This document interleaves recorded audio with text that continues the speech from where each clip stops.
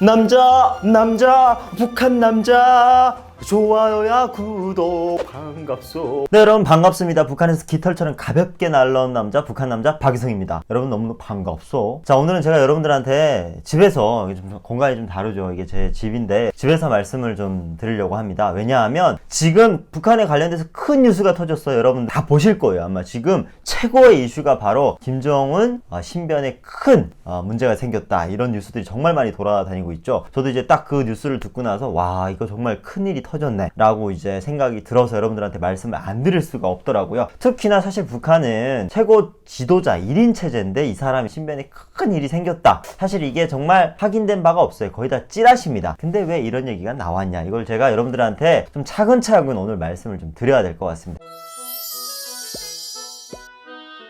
일단은 4월 12일에 북한에서 순항미사일을 발사를 했는데, 사실 북한이 핵실험, 탄도미사일, 장거리 미사일, 방사포 이런 거 얼마나 많이 쏩니까? 계속 쏘아대. 제가 알기로는 이게 무슨 한 10억 정도 한다고 하더라고요. 한 발 쏘는데 이렇게 돈지랄을 계속 하늘에다가 하고 있는데, 그때마다 무조건 참석을 하는 게 누구예요? 김정은입니다. 무조건 있어야 돼요. 이렇게 큰 행사에 이 사람이 빠지면 하는 의미가 전혀 없어요. 근데 12일날 북한이 순항미사일을 쐈어요. 그래서 우리 군 당국이 우리 군 대단합니다, 어떻게 새벽 6시 그걸 또 발견해가지고 북한에서 발사를 했다라고 먼저 북한 조선중앙TV보다 먼저 이렇게 딱 알렸어요. 하지만 북한에서는 이거에 대해서 전혀 언급을 안 했습니다. 왜냐? 그 당시에 김정은이 거기에 참석을 안 했기 때문에 북한 주민들이라든지 아니면 대외적으로 알릴 필요가 전혀 없어서 보도를 일체 안 했어요. 하나도 안 했단 말이에요. 거기까지는 그럴 수 있다. 왜냐면 북한이 하도 쌓아 올리는 거고 실험이니까 계속 하고 있는 짓이니까 그럴 수 있겠다라고 생각했어요. 그리고 나서 13일 날에 북한이 최고로 큰 회의를 했습니다. 최고인민위원회 대위원들이 한 600명 정도 모여서 이제 국가의 전망에 대해서 얘기를 하는 회의를 했는데, 이 회의에도 김정은이 안 나왔어요. 그래서 사람들이 약간 의아해했습니다. 왜 안 나왔을까? 건강상의 문제가 좀 있나? 아니면 코로나 때문에 본인 살려고 안 나왔겠구나, 이런 생각으로 많은 사람들이 그렇겠거니 하고 넘어갔어요. 근데 또 그 시점에 노동당 제일 높은 사람들 몇 명 모아놓고 먼저 회의하기 전에 핵심 내용을 먼저 회의를 하고 나서 그 다음날에 회의를 치러졌다라는 얘기가 있었어요. 그래서 그것까지 넘어갔습니다. 자, 때는 이때로다. 4월 15일 우리나라에서는 민주주의의 어떤 꽃이라고 할 수 있는 선거가 진행되는 날이었습니다. 근데 북한에는 다른 의미예요. 자, 4월 15일 북한이 어떤 날인지 아시죠? 태양절입니다. 네, 김일성이 태어난 날이고요. 여기는 말 그대로 태양절, 태양이 태어난 날이다. 태양절. 북한에서는 최고의 명절 중에 하나입니다. 자, 이 명절을 기리기 위해서는요, 일단 북한 공휴일이고요. 당연하고요. 그리고 나서 모든 국민들, 북한의 모든 주민들이 김일성 정상에 나가서 참배를 하는 날입니다. 자, 당연히 김정은도 할아버지 생일이니까 참배를 해야 되겠죠. 그래서 북한에는 그들이 생전의 모습을 그대로 모셔두고 있는 금수산 기념공전을 마련을 해놨잖아요. 그래서 거기 나가가지고 이제 딱 참배를 합니다. 근데 4월 15일 날에 거기에 김정은이 안 나왔습니다. 자, 이때부터 이제 사람들이 냄새를 맡은 거죠.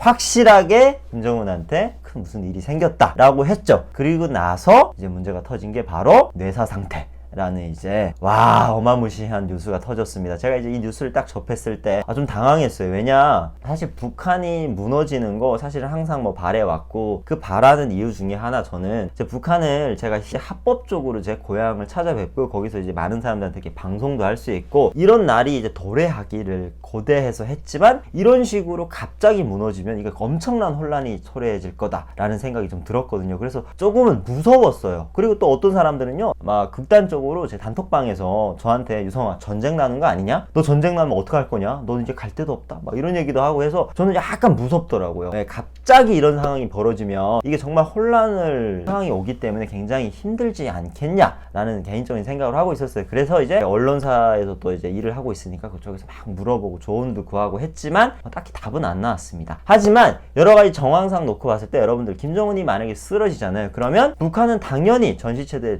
돌입을 하겠죠. 왜냐? 1인 체제였던 최고 지도자가 쓰러지면 그 자리를 대신할 사람이 없잖아요. 근데 잘 생각해보면 있습니다. 누구냐? 바로 김여정이에요. 김여정이라고 이제 김정은의 동생이 있는데 정말 그 여성분도 빼빼 말랐어요. 정말 꽉 말랐어. 네.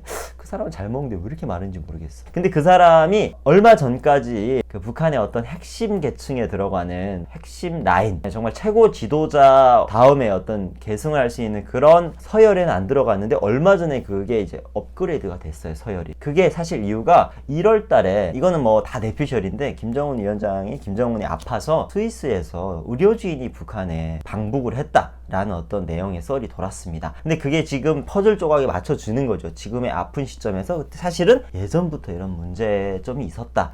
고질적인 병이 있었으니까 스위스 이제 의료진까지 북한에 온 거 아니냐 이런 식으로 이제 퍼즐들이 맞춰지면서 이런 얘기들이 돌고 있습니다. 또 하나 북한이 만약에 김정은이 이런 식으로 지금 쓰러지면 혼란이 야기되기 때문에 그래서 김여정을 굉장히 그 최고 관리자 김정은의 다음으로 이 계승을 할 수 있는 그런 구도를 만들려고 이제 김여정을 그 자리에 앉힌 거 아니냐 이런 내용들이 굉장히 많이 나옵니다. 근데 비슷한 게요. 북한은 사실 조선민주주의인민공화국이라고 해서 민주적으로 이제 투표를 뽑아서 이제 최고 지도자를 선출한다고 하지만 개소리잖아요. 이건 정말 형식뿐이에요. 이제 북한 사람들한테 보여주기 식으로 한단 말이에요. 그러면 만약에 이런 비상사태 김정은이 쓰러지면 이 자리를 대신할 수 있는 사람은 유일합니다. 백두혈통. 그러니까 김일성의 핏줄 만 이 자리에 이제 앉을 수 있는 거죠. 그래서 이제 김여정을 전에 있던 자리 직책에서 꽤 높은 조선노동당 제1부부장이었는데 그거보다 더 이제 계급을 상승을 시킨 거죠. 그래서 지금 만약에 북한이 이런 상황이 벌어지면 김여정이 이제 북한에 어떻게 보면 김정은의 권한을 대행하는 그런 역할을 할 수 있다. 근데 정말 이게 가능한 게 아니라 북한이 이럴 수밖에 없는 이유가 제가 말씀을 드렸다시피 북한은 백두혈통이 지금까지 북한을 계속 다스려 왔어요. 김일성, 김정일, 김정은. 그 다음에 나설 사람이 이제 김여정밖에 없는 거죠. 그래서 어떻게 보면 북한이 김정은이 경강상의 이유가 이제 너무나도 급작스럽다고 우리는 이제 뉴스가 터져서 알고 있지만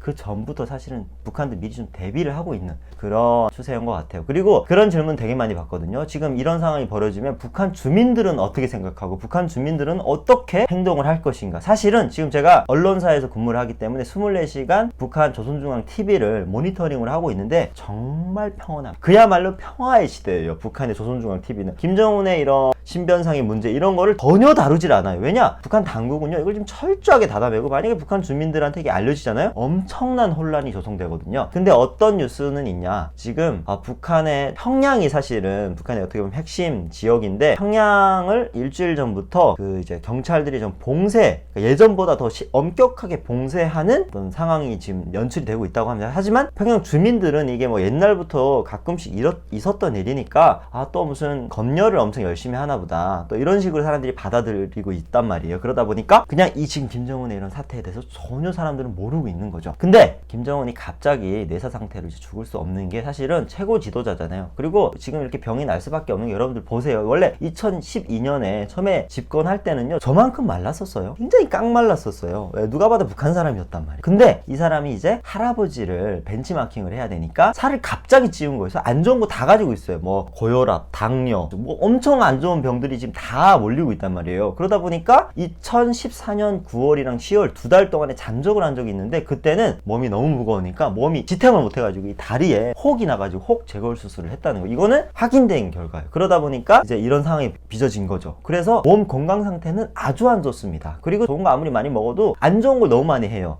담배도 되게 많이 피우는 걸 알고 있고 술도 많이 마시는 걸 알고 있어요. 그러다 보니까 건강이 굉장히 안 좋아요. 그래서 지금 수술했다라는 건 사실은 팩트입니다. 팩트. 근데 이제 그게 어떤 수술이고 그 수술 도중에 지금 혼수 상태에 빠졌다. 그리고 또 수술하다가 의사가 실수해서 지금 수술이 중단된 상태고 그 의사는 뭐 어떻게 됐을 것이다. 전혀 확인된 바가 없습니다. 자, 이렇게 북한의 비상사태가 일어나면 북한에 있는 주민들, 특히나 그 북한의 최고 그 고위 간직자들이 쿠데타를 일으키지 않을 것이나 라는 질문들을 굉장히 많이 합니다. 근데 북한이요 쿠데타가 사실 이런 상황이 아니어도 예전에 몇 번 일어났던 사례들이 있습니다. 북한이 사실 김정은 때는 아니고요. 김정은 때도 있었다라는 찌라시도 돌고 있고요. 그 전에 이제 김일성도 있었고 김정일 때도 있었다고 합니다. 근데 정확한 얘기는 제가 요거 말고 이제 다음에 더 정확하게 말씀을 드릴 텐데요. 제가 봤을 때는 일단은 김정은이 갑자기 쓰러져서 사망할 가능성은 거의 없어요. 왜냐? 북한의 최고 지도자고 항상 이 사람 옆에는요 최고의 의료진이 24시간 대동을 하고 있습니다. 어딜 가나 잠을 잘 때는 항상, 그러니까 약간 옛날 말하면 조선시대에 보면 왕의 옆에 항상 그 굉장히 유능한 의사들이 항상 붙어 있잖아요. 똑같아요. 이 사람 옆에는요 엄청나게 수준이 높은 의료진들이 24시간 대기하고 있기 때문에 뭐 이런 혈관이 막히는 병이 났다고 해도 2시간 안에 뭐 수술을 진행하면 괜찮답니다. 그러니까 그런 식으로 지금 진행이 된 상태고, 제가 봤을 때는 이제 사망하기에는 좀 불가능하지 않을까. 하지만 북한에는 지금은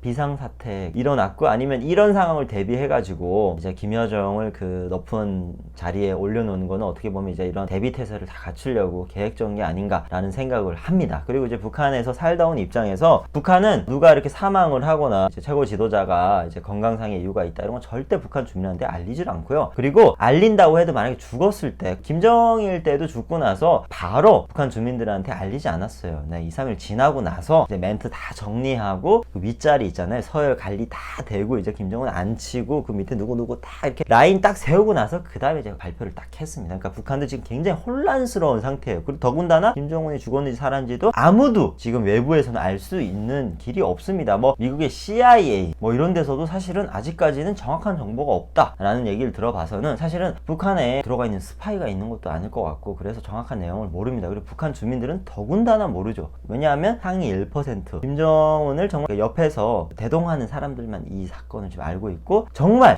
신경을 써서 이제 국비로 이제 닫아매고 있을 거예요. 그래서 이제 알 수 있는 방법은 없지만, 이제 북한에서 살다 오고 경험에 의하면, 자, 북한이 이런 상황이 생겼을 때는 절대로 외부로 이 비밀이 새어나가지 않게 철저하게 닫아내고 있다. 그 예전보다도 더 철저하게 지금 관리를 하고 있을 거예요. 그래서 아무도 알 수는 없지만, 만약에 김정은이 죽는다라고 하면 저는 개인적으로 엄청난 혼란이 생길 거라고 생각합니다. 뭐 김정은이 죽으면 바로 통일이 된다. 우리가 지금까지 그런 상황을 너무 많이 놓고 봤어요. 왜냐하면 김일성도 죽고 김정일도 죽었어요. 하지만 통일은 이루어지지 않았습니다. 그 자리를 메꿀 수 있는 사람이 항상 가지고 왔고, 북한 정권은 무너지질 않았어요. 그러니까 이번에도 사실은 김정은이 죽는다고 해도 우리가 그렇게 바라던 어떤 남북의 통일이 바로 하루아침에 오지 않습니다. 왜냐? 그 뒤에는 엄청난 이유들이 많고요. 중국도 있고요. 중국이 쉽게 그렇게 우리나라가 한반도가 하나로 되는 걸 원치 않기 때문에 그런 상황이 이루어지지 않다라고 생각합니다. 이런 얘기 하니까 갑자기 너무 씁쓸하네요. 제가 북한에 고향에 갈 수 있는 날이 저는 빨리 왔으면 좋겠는데, 이런 상황으로 오기를 손꼽아 기다렸는데 사실은 좀 어렵지 않을까라는 생각이 들어요. 그래서 저는 이런 방법이 아니라 좀 더 평화적인 방법으로 남북 간의 교류나 이런 게 이루어졌으면 좋겠어요. 이거는 진짜 어떻게 보면 정말 안 좋게는 전쟁도 일어날 수 있다라는 어떤 많은 사람들이, 제 주변에 있는 사람들이 언급을 하기 때문에 저는 이런 건 좀 너무 무서워요. 그래서 저는 또 개인적으로 김정은이도 나이가 많지 않아요. 30 이제 중후반 때니까, 또 이제 이렇게 하고 나서 이제 한 다 치료받고 이제 짜잔 하고 나타날 거예요. 네, 그런 걸 봤을 때는 너무나도 이제 그 북한에 대한 뉴스가 없고 알 수 있는 길이 없다 보니까 너무 그 찌라시나 아니면 유언비어으로 이제